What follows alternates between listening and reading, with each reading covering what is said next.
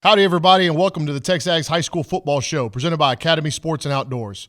Academy has all your high school football road trip needs this season. Get the right gear for the long season with free curbside pickup today at Academy Sports and Outdoors. All right, welcome in, everybody, to Week 7 of the TexAgs High School Football Show. I'm Ryan Brauninger. Joining us via Zoom in his home in DFW is Jason Howell. We are rolling right along, right in the meat of the Texas high school football schedule. Some district races kind of shaping up. You kind of look ahead and going, who can beat who looks like a playoff contender, who looks like a state title contender, all that kind of starting to clear up across the state. But we'll start with Jason, as we do every week, to recap what he saw in the Metroplex. Jason, what'd you like? Well, I was at Louisville, Coppell. Coppell came in with an undefeated record and looking to move to 2-0 in district play. But Louisville had other plans on homecoming night. You know, they weren't so bad themselves, coming in 3-1 on the season. They moved to 4-1 with a decisive 38-3 win. That Louisville ground attack was on point. Those Farmers, they've got some beef up front, and they are moving the line of scrimmage. Veron Ellison and Xavier Lewis both went well over 100 yards. I want to say both were close. Xavier averaged over 10 yards a carry, and Veron was real close to it. But just a phenomenal night, both offensively and defensively, throughout the night for Louisville. Jaden Hardy had a 23-yard touchdown run on 4th and 2, and on the back end of the defense, he was strong in coverage throughout, and just a swarming defensive effort. His usual self. Yeah. Well, I mean, and just in general, it was a great game. Great night for Louisville. That was a pretty big statement there over a really good Coppell team. But yeah, Louisville looked very good. Moved to 2-0 in district play, and they've set themselves up nicely for a potential district championship. Yeah, and then on Friday. Well, that was Friday. That was your Friday, right? I forgot you were off Thursday. But I mean, if you want me to go into some, I want to ask you about two teams in Dallas.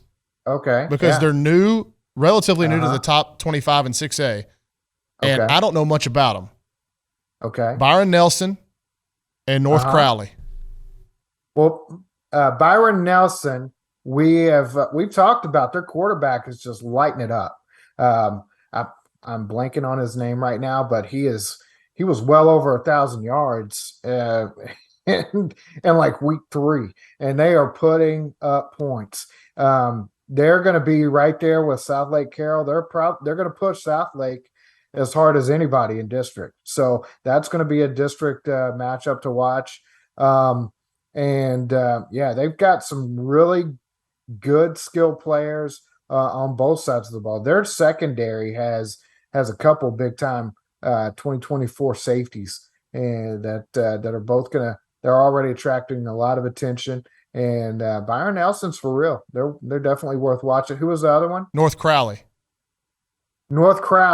Okay, now that's a interesting one. They had a coaching change in the offseason, but they are a tough-minded,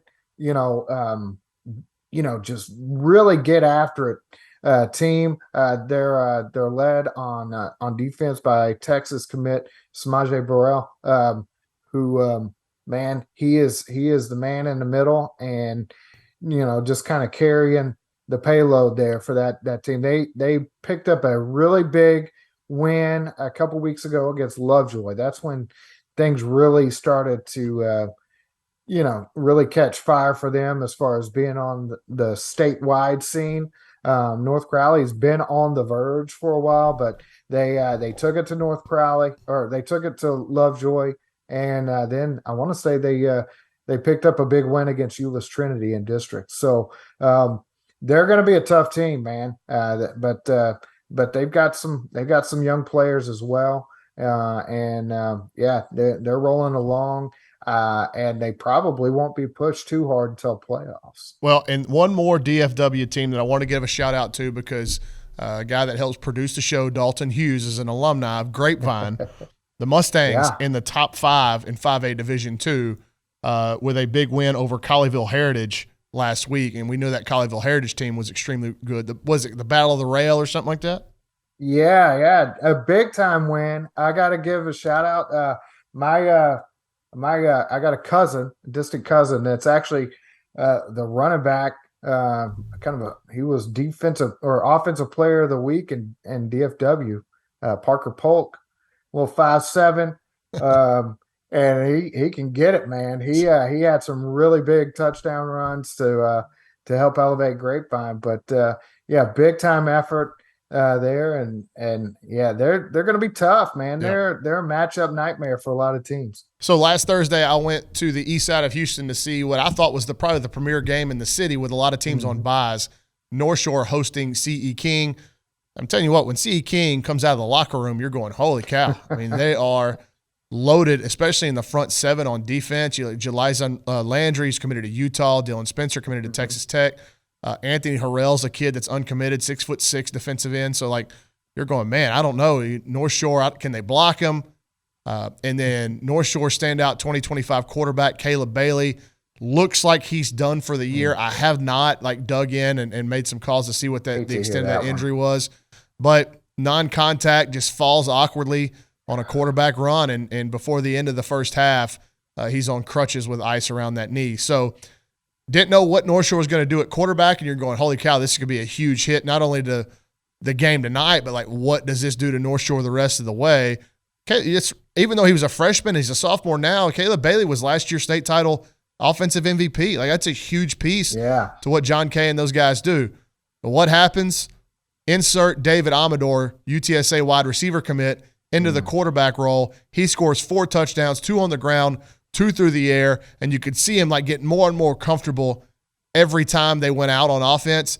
That kid's probably the most underrated skill player in the city of Houston. You go back and look at his high school career. Just makes plays. That state title game against Duncanville last year made the game-winning touchdown catch for North Shore. Just consistently week in, week out makes huge, huge plays. So a little bit of an obstacle for North Shore to overcome for the remainder of the year. That district's super good. I mentioned C.E. King, Summer Creek now in the top 25 in 6A, Atascocita there as well. So they've still got some big district matchups to manage. It looks like they will find themselves comfortably in the playoffs again. But be interesting to see where they're at now in terms of when the playoffs start with David Amador playing quarterback and kind of how that offense is transitioned. But, I mean, what an effort. They're the class of Houston right now, and there's no arguing that. Katy is in second. But right now, the standalone team in Greater Houston and probably in the state of Texas in 6A, the two that stand at the top are North Shore and Austin Westlake. And I don't think there's any arguing either one of those right now. Well, I got to say, I'm still, if you're looking for a DFW team, Geyer and South Lake are going to be there. Well, I'm just talking about the past 5 years. Yeah. I think the two best programs in the state are North Shore and Austin Westlake. But then, no doubt. On Friday night, I went down and I wanted to see some underclass kids at Montgomery Lake Creek. And little did I know, I'm thinking, hey, that's a short drive, about 45 minutes from my front door in South College Station to Montgomery ISD Stadium. Be a quick one. I get back home in a decent hour, and those two teams had other ideas. The final score of that one, Montgomery Lake Creek 80, Montgomery 55, and both teams are up-tempo, snap it as quick as they can.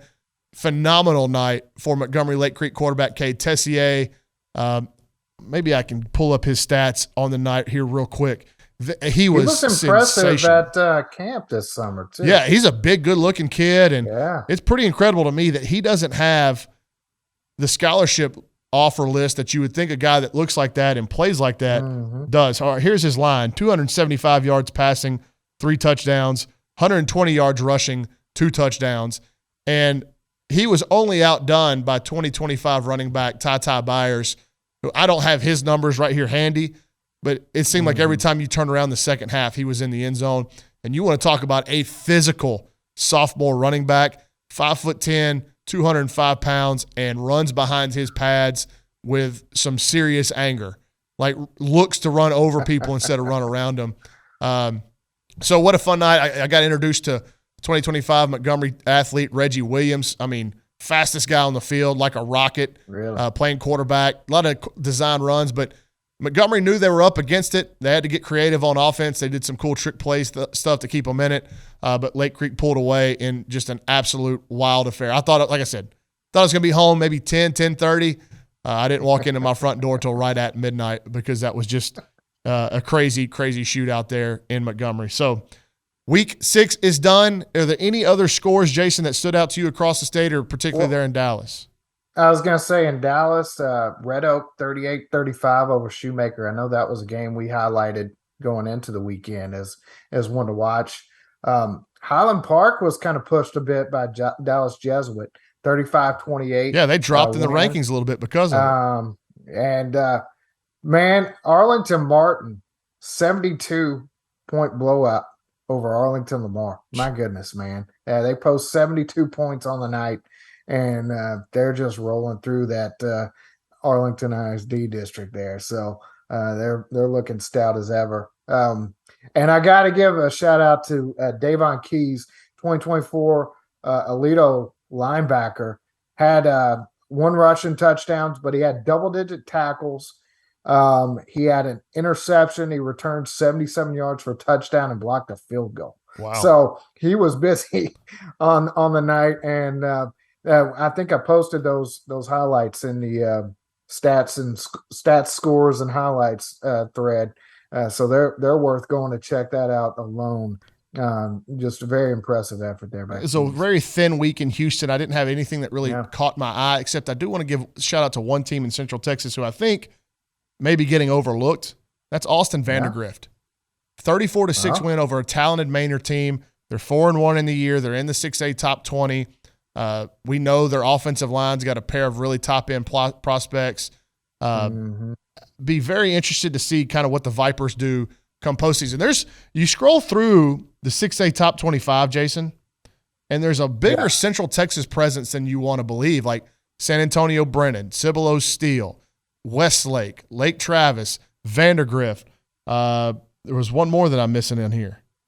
There's Brennan, Dripping Springs. Austin Novosad has had a great year up to this point. So I think, we talk a lot about Houston and Dallas because that's our main areas of coverage, but don't sleep on these Centex teams, man. I think Region 4 is going to put out at least one team that's going to challenge Houston and Dallas as we get closer and closer to AT&T Stadium there in Arlington. So what's your plan for this week, Jason? Well, Thursday night, I'm going to be out in Lucas at Lovejoy, Princeton. See a little Peyton Pierce, Dalen McCutcheon. Check those guys out, that high-flying offense there by the Leopards.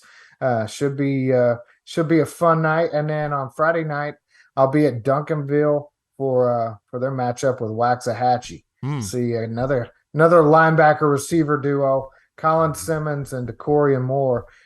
This will be the second time I've seen both of those guys. So really excited to see them. That Waxahachie team is one that I personally feel could make a push in that district. Dropped one to DeSoto last week.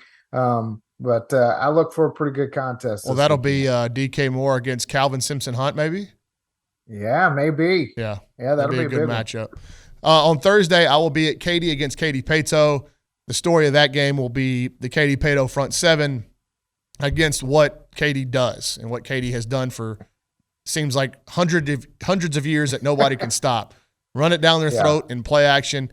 Now I can say A&M commit David Hicks and A&M commit Damian Sanford are going to have a lot on their plate against the Katy Tigers. So really interested to see how that matchup progresses. And then obviously I want to get back and see that freshman defensive end that Katy's going to start, Jimmy Alu-Suliafu. So that kid looks like he's going to be a national top 50 player in his class. That's super early to say, but not many 6'4", 250-pound defensive ends walking around the state of Texas that run and move like that kid as freshmen in high school. And then on Friday, I'm going to travel over to Willis to see the Wildcats and Coach Trent Miller and their stud quarterback DJ Lagway take on Lonnie Madison and the College Park Cavaliers, and a healthy fully healthy now, DJ Lagway, and they have been putting up just video game numbers on offense.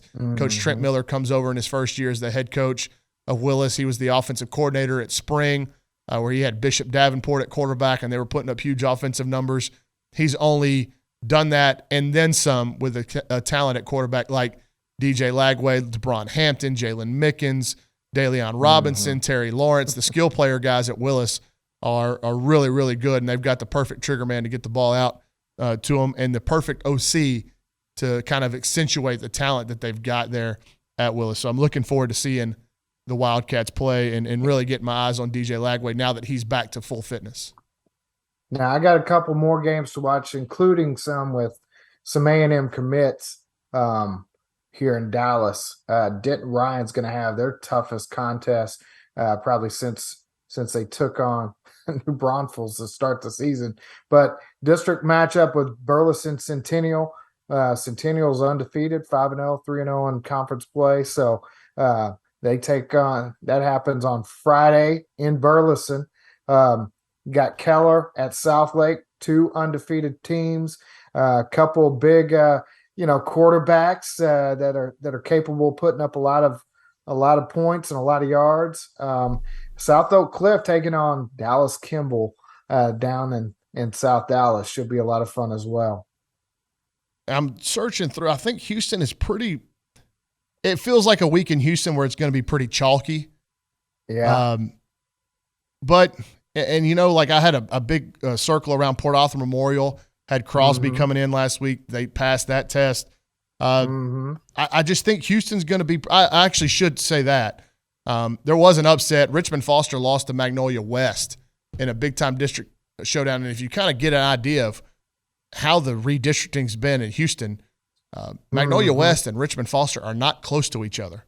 I mean, that's basically driving from the furthest southwest point to the furthest northwest point in Houston for a district game. But we'll see how the Foster Falcons, how they bounce back. But it's looking pretty chalky to me in Greater Houston. So I'm excited as we start getting down these district races that we're going to be able to pick some games with a little bit more on the line perhaps in the later weeks. So, no all doubt. right, Jason, we'll be careful on the road. That's Jason Howell. I'm Ryan Brauninger. Thank you guys for tuning in to the TexAgs High School Football Show. We'll see you next week.